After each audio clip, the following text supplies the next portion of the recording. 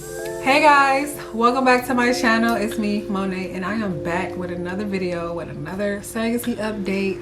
If you're new here, then welcome to my channel. However, if you're new, you probably haven't seen my other surrogacy journey videos, so go ahead, click out of this one, go watch the other one so that you know what's going on and that you're all caught up.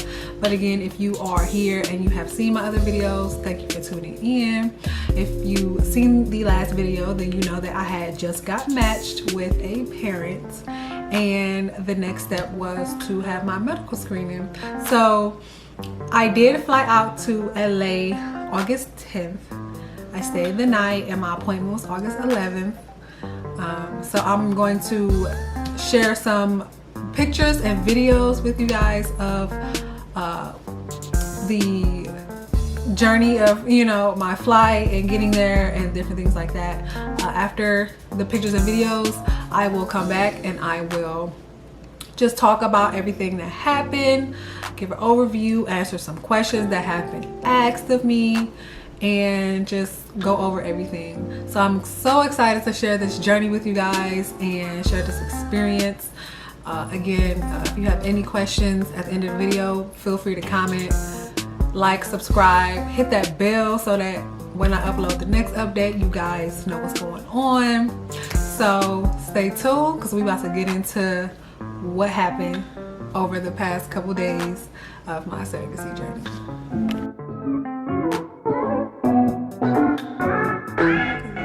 It is 5:08 Eastern time, and I am about to get up and get ready to head to the airport in about 40 minutes. I'm very excited. My flight takes off at 8 a.m.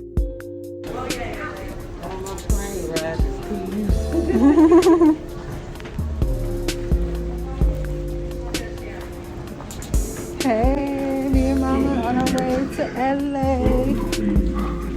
with a layover in Atlanta.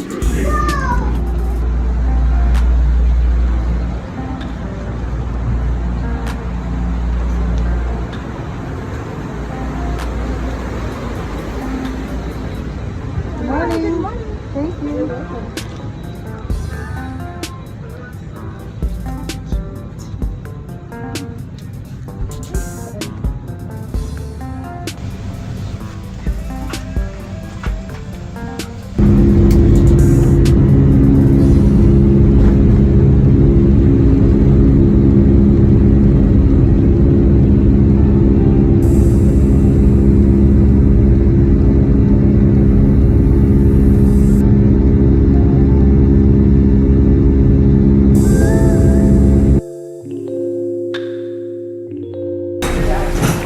We made it to LA. We are here. We're here.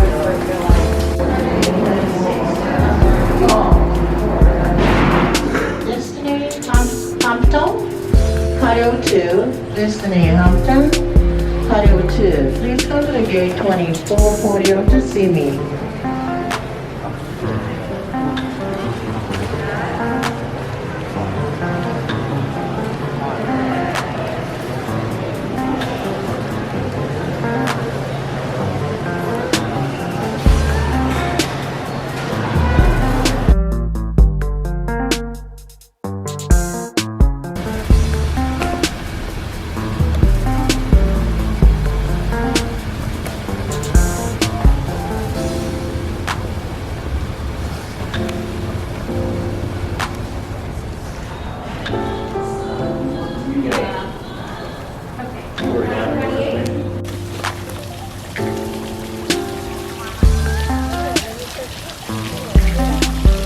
Okay.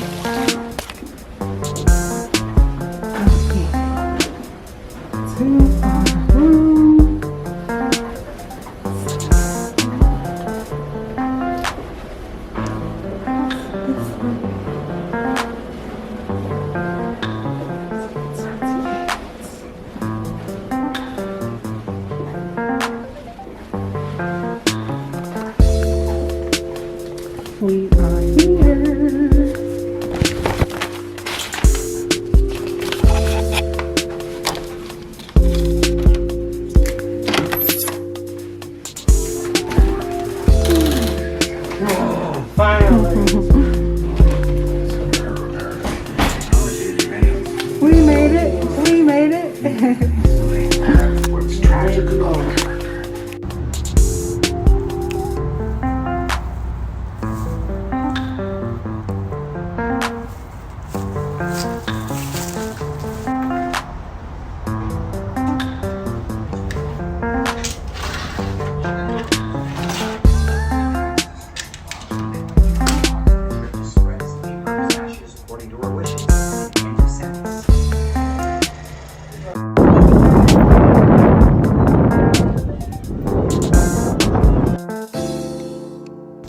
Good morning. It is 7 a.m. Pacific time. It is appointment day. I'm about to get up and get ready, get some breakfast, and get the day started.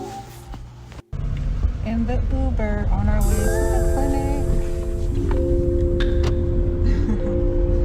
I'm ready. Let's go.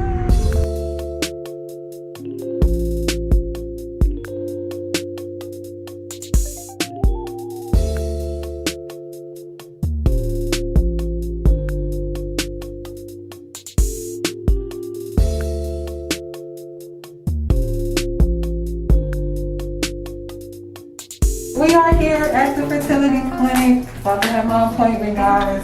I'm excited. I'm a little nervous, but we're here. We made it. Yay! Thank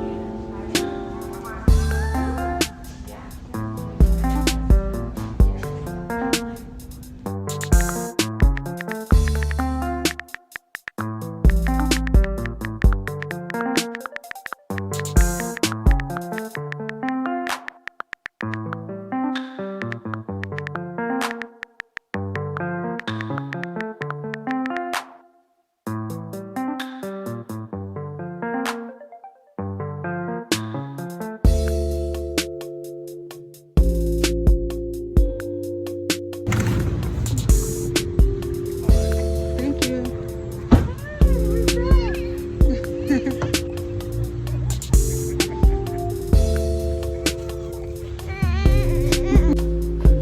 I hope you guys enjoyed those pictures and videos. I just want to go over what happened, what you saw in those pictures and videos, how the day actually went and everything. So I flew out of Cleveland, Ohio, August 10th around 8 a.m. Eastern time. I landed in LA 11:55 a.m. Pacific time. We landed. We left the airport. We flew down to Newport Beach, California. We checked into the hotel. We walked around the area. We went to the beach. We got back to the hotel, and y'all, we was knocked out. Like, we were so tired. I know I didn't get any sleep the night before because I was so excited. So we were so tired. So honestly, from like 5:30, 6 p.m. to the next day, we was asleep, in and out of sleep. The next morning, August 11th, we got up. We had breakfast. We drove down to the IVF clinic, which was about 10 minutes away from my hotel. I signed in, checked in and everything. My mother wasn't allowed to be in there with me because of all the restrictions going on. So she waited out in the hallway. I waited for them to call me back. They called me back. They took some blood. They took some urine. I went in the room, got undressed, waited for the doctor to come in. He came in, asked me some questions, and he examined my body and examined my uterus. And he said, "Wow, you have a perfect uterus." And I was so happy because that's the best thing to hear as a surrogate, is that you have the perfect uterus. So I was so relieved because I ain't gonna lie, I had this weird nervous fear that they were gonna go on my uterus and something was gonna be wrong with it. You know how you go to the doctor and you feel fine, but you get there and they found all this stuff wrong with you and you're like, oh my God. So I don't know why, but I just had this weird fear something was wrong with me that I didn't know and they were gonna find it out. But thankfully I have the perfect uterus according to my IVF doctor. Woo woo. So that's definitely, again, that's the best thing to hear as a surrogate. After that, we talked a little bit more, and then me and my coordinator went to a room, and she just went over the next steps as far as medication and a possible timeline for embryo transfer. So today is August 12th, and she said if everything goes smoothly in order, we are looking at a early October embryo transfer. So that's less than 2 months away.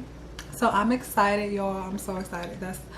It's very close, but I'm ready. Like, I've had so many delays and hiccups in my journey. I started this journey November of 2019.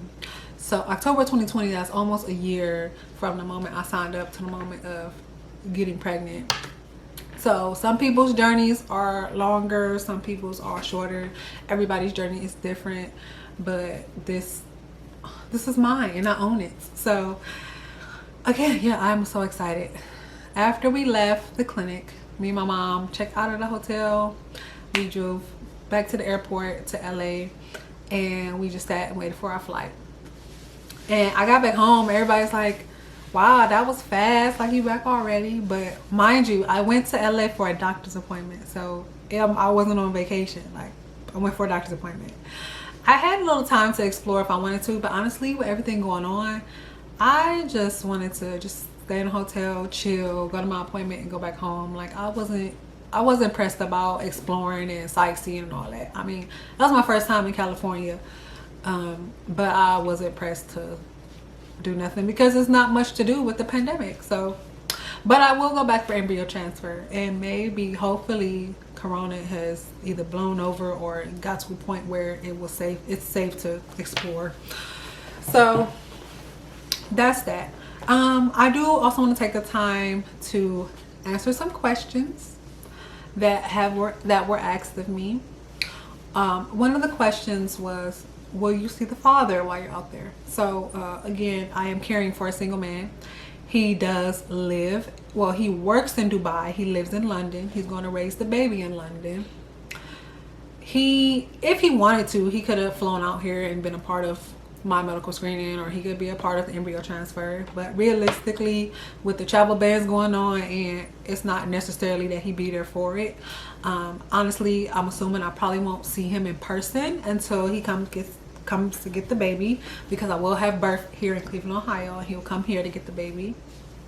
So yeah, I've only met him via Skype, our first meeting. So just to answer that question of when I'll meet him again, probably at birth. Another question people have asked is, am I using my egg? And the answer is no. My agency does not do traditional surrogacy. Traditional surrogacy is when the surrogate uses her own egg. I personally am not comfortable with carrying my own baby and signing it over to the other parent. So no. Gestational surrogacy is what I'm doing, which is when there's another woman's egg involved. Yes, y'all, a woman can carry another woman's egg. For those who don't know about the science of IVF, a laboratory can make a baby. So, you know, we all know what they taught us in school. A woman and a man, boom, boom, make a baby. But yes, science has allowed it to where you could take a woman's egg, you could take a man's sperm, and you can make a baby in a laboratory. And you can put that baby in another woman's body, and she can grow the baby, and the baby will have no genetic or DNA connection to her. And that's what I'm doing. So the baby won't look like me, it won't have my traits, nothing. There's no DNA connection to me and the baby. So there's something that a lot of people ask me, and followed by, are you gonna get attached to the baby? No, like, it's not my baby. If I wanted a baby that wasn't mine, I could adopt, but I don't want someone else's baby. I'm doing this so that I can give a blessing to those who either can't have a baby, or, you know, whatever the situation is. I want to bless people with the chance to become a parent when they can't do it on their own, or whatever the case may be. So no, I don't want this baby. It is not mine. I want it for the parent. Again, I'm caring for a single man who wants to be a father, and he's an older man, so, you know, he never got a never got a chance to get married and have kids of his own, but he wants to be a father and he doesn't want to keep waiting for a woman, and that's totally normal. To be honest, guys, I understand it to the fullest, because I told myself, you know what, if I got to a certain age and I was still single, and if I wanted another kid, I was gonna go to the sperm bank, and so I understand the mindset of, I'm single but I want to be a parent. I get it, and I support it 100%, and I am honored to be chosen as his surrogate to care, be able to give him a child. So again, it's not my egg. He has an egg donor. He has an egg donor. I can't emphasize that enough. It is not my egg. The baby is not mine. I don't want to keep the baby. I have a child of my own. I love her. I don't want any more kids of my own right now, but I want to bless other people with kids. So I'm gonna say it one more time. It's not my baby, and I don't want to keep it. It is his baby, and I can't wait for him to have his baby. Okay? So, another question is, why did you have to go all the way to LA for a doctor's appointment? Why couldn't you have the doctor's appointment here, and then they send your medical records over to that clinic? So, the reason why surrogates have to go to the clinic of the parent that the parent chose is because that clinic is where his sperm is that will be turned into an embryo once his egg donor eggs are retrieved. So his egg donor's eggs will be retrieved in September. They'll turn them to embryos, and then a couple weeks later they'll put them into me. So I had to go to the IVF clinic because, again, that's where his embryos will be. So that's where they're going to put them in me. So that doctor had to know what he's working with as far as my body. So that's why surrogates have to go to the IVF clinic. And we only have to go to the IVF clinic for medical screening and for embryo transfer. Once we come home, we will be monitored at a monitoring clinic, and then we will be released to our OB about 12 weeks, I believe. So I will give birth here in Cleveland, wherever I choose, which I gave birth to my daughter at Metro Health. And I plan on using the same hospital, the same OB. My OB already knows that I'm a surrogate. So, yeah. The father will come here to get the baby. So, I just want to clarify that up for you guys. Why? If you guys have any more questions, please feel free to ask. Like, I love educating people on surrogacy. I love to answer questions. But I like to answer questions that aren't common sense, if that makes sense. I like to answer questions that it's more so of you asking about my experience. If it's something that you can Google or common sense, I get a little frustrated when people ask me stuff that they should know. Like, we learned about fertility and the reproductive system at middle school. So questions where it's just like, people said, oh, when I first announced I was becoming a surrogate, do you have to have sex with somebody? Like,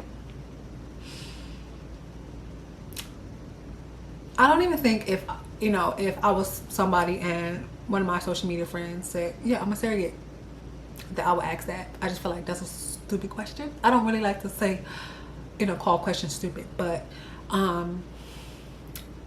many of you know that Kim Kardashian had a surrogate, Gabrielle Union had a surrogate, Tyra Banks had a surrogate.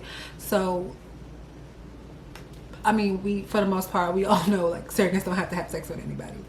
And I get a lot of people don't understand the science behind it, but that's why I explained to you, you can take a woman's egg out of her body, a man's sperm out of his body, and you go into the laboratory, you put them together, and it turns into an embryo, and you freeze that embryo until you're ready to put it into another woman's body. So we all know women, men, boom, baby, but science allows it to not have to go that way, So I just want to emphasize that because I want to educate people on surrogacy.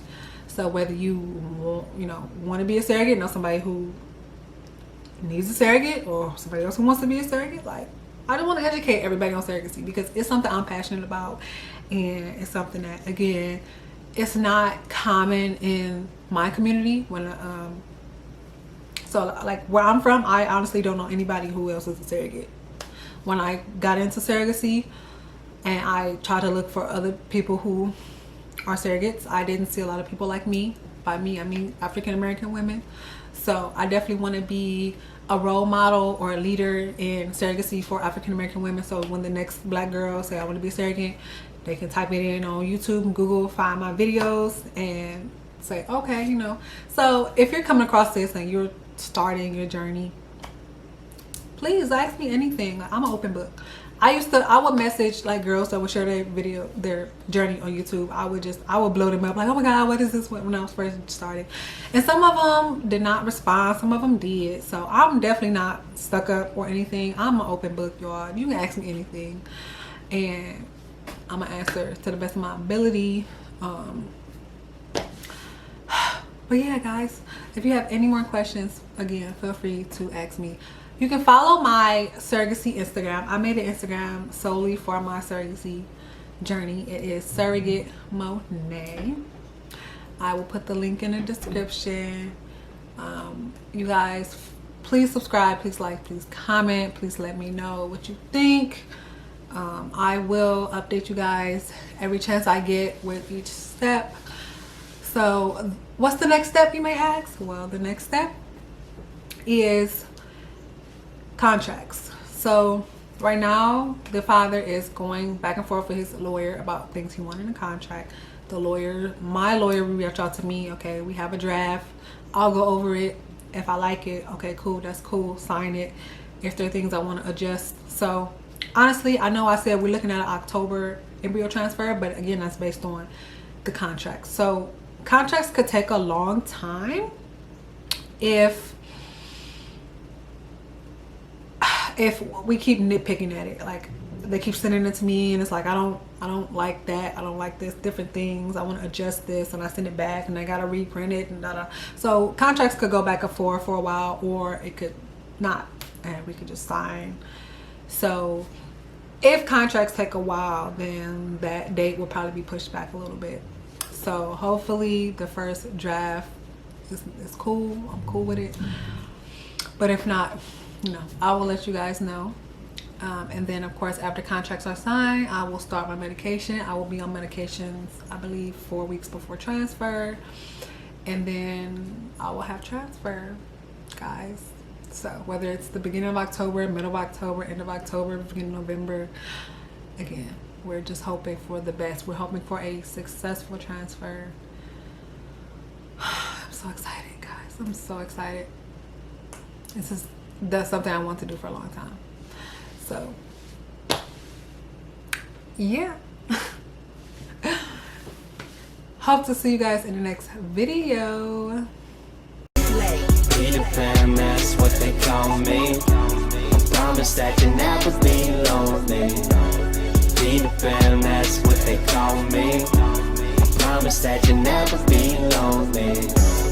Peter Pan, that's what they call me. I promise that you'll never be lonely.